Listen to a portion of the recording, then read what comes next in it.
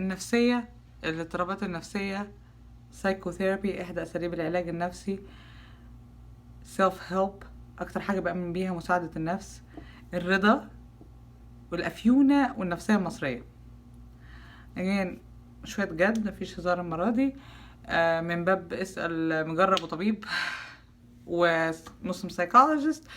والناس اللي بتمر بزلازل الحياة real life crisis I like to call زلازل الحياة، موت، طلاق، أمراض خبيثة، سجن، اغتصاب، الحاجات القوية دي اللي ممكن shape up our life differently وتطلعنا فوق قوي من الحزن، من الغضب الشنيع volcano of anger، او ننزل تحت قوي للحزن الشنيع، عايشين في قبر من الحزن، ونبدأ نستخدم الأفيونة.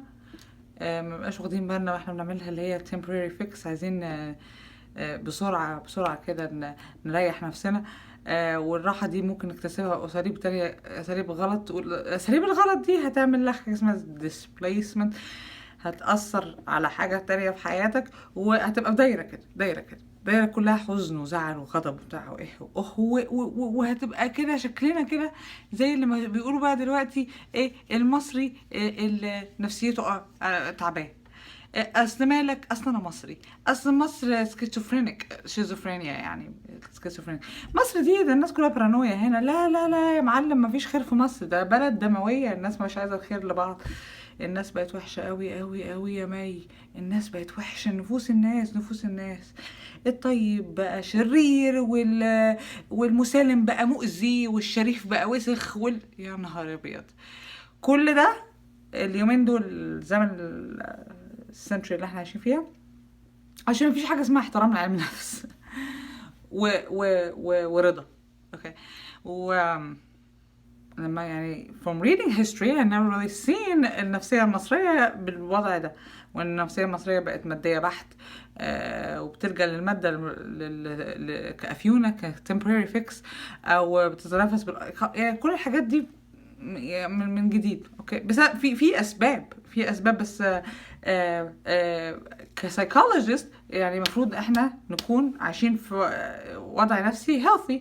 اوكي، وكسايكولوجيست مسلمة my theory ان ربنا خلقنا في حالة من الرضا، وطول حياتنا مفروض نسعى ان احنا نستمر في حالة الرضا. الكلام ده انا وصلت له مؤخرا بعد تجارب.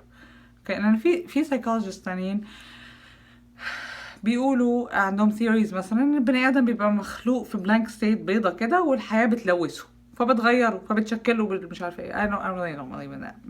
مش فيه. انا مش ما بأمنش ان احنا المفروض نكون قاعدين فوق وتحت قوي طول الوقت، او مظلومين او مضطهدين او victims، او حياتنا تبقى ما فيهاش الوان وخلاص، تبقى اسود وخلاص، او الواحد مش عارف يبتسم، او بقى نعيش بقى حاطين ماسك على كل الحاجات دي. I don't believe in it. It's just simply ناس على الرضا. بس الموضوع مش كلمة الرضا اللي احنا كل شوية اسمعها من بابا وماما، خليك راضي، خليك مش عارفة ايه راضي، ولا واحدة متجوزة واحد بيديها على دماغها كل يوم ويضربها واصلا راضية. نو بس انت كده بتظلمي نفسك انك بتسيب الظلم يستمر. انا بتكلم على الرضا، ان انا اقبل الوضع اللي انا فيه. اوكي، واحاول tone down my happiness. لو انا سعيده زياده عن اللزوم وعايشه فوق كلاود، انزل تحت للرضا واطلع من القبر بتاع الحزن لوضع الرضا. looking up when I studied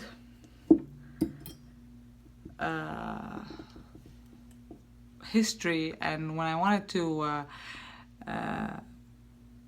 look up كلمة اكتئاب، major depression from a religious perspective، ما لقيتش كلمة اكتئاب دي مذكورة في القرآن. لقيت ان في حاجة اللي هو الحزن الشديد، عامل حزن، ضيق الصدر، الفؤاد.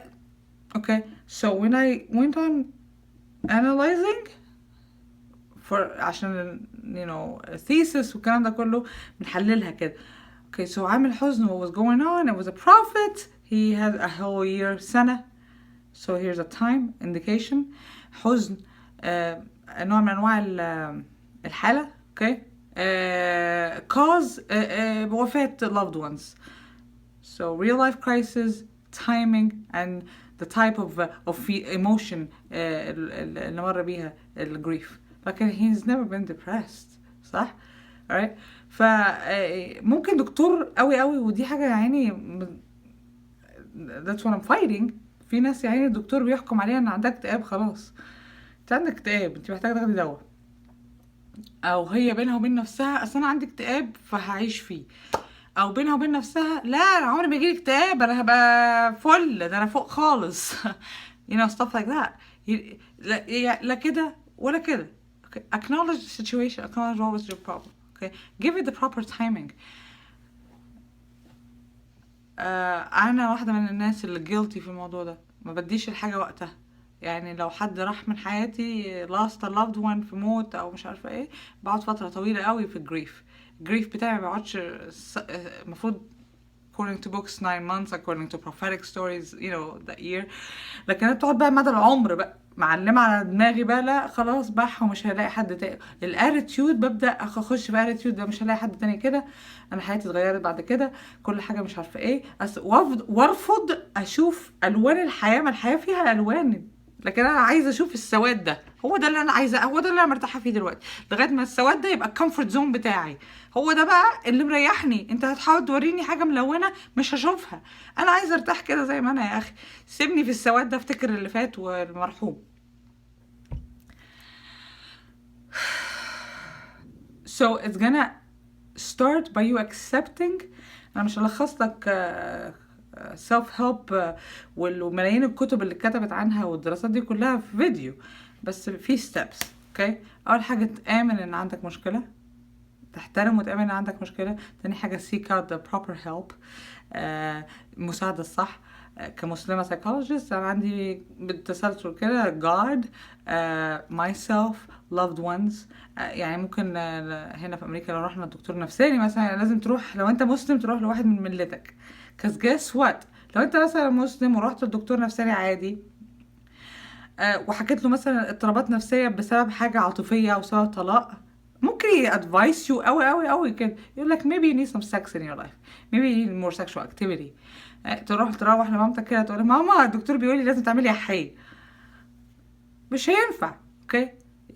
لازم تسيك out the proper people. ما تحمل لو seek out loved ones، ما تحملش الناس فوق طاقتها، من باب اللي هو الشكوى غير لا مذله. وفي نفس الوقت الناس دي ممكن تكون بتحبك فعلا، يعني مثلا ابوك وامك، لا ما فيش شك ان ابوك وامك هيحبوك، بس مش يعني يا هيشيلوا الهم يا هيتعبوا لك يا مش هيعرفوا يعملوا لك حاجه، يا هيفصوك كده ويقولوا لك كلام يضايقك بزياده والكلام ده كله. فما تعتمدش على كائن حي زياده عن اللزوم. بعد ما اتفطمت السنتين بتوع الرضاعه والحاجات دي، خلاص اعتمد على نفسك. adopt الاتيتيود. اول حاجه يا برضو لازم تامن ان مخك ده extremely powerful. هما ال3 باوند دول ممكن يسفروك العالم كله وانت قاعد في كرسيك. اوكي. امن ان في قوه هنا، هديه من عند ربنا، القوه هنا النصيه الفرونتال لوب اللي احنا بنعمل بيها الديسيجنز والكلام دي قويه جدا وهتطلعك من اللي انت فيه. بس لما تامن ان انت انا هطلع من اللي انا فيه ده، انا هبدا اشوف الالوان، انا هبدا احب تاني، انا هبدا اعيش حياه طبيعيه تاني، انا الكرايسيس اللي فاتت دي مش هتاثر عليا، مش هتخليني انسان حقود ولا انسان وحش ولا انسان غلاوي ولا ضربات دي. انا هرضى باللي انا فيه. وما تقوليش اصل انت عايشه في جنه الله على الارض فانت المفروض تكوني مبسوطه. absolutely not. it's not about the place. ممكن واحد يبقى عايش في سجن وراضي، عايش في قصر من الذهب وراضي، او عايش بياكل فول ومش عارف ايه وراضي. اتس اباوت الديسيجن بتاعتك. ومش لازم تبقى عندك 60 سنه عشان توصل للحكمه.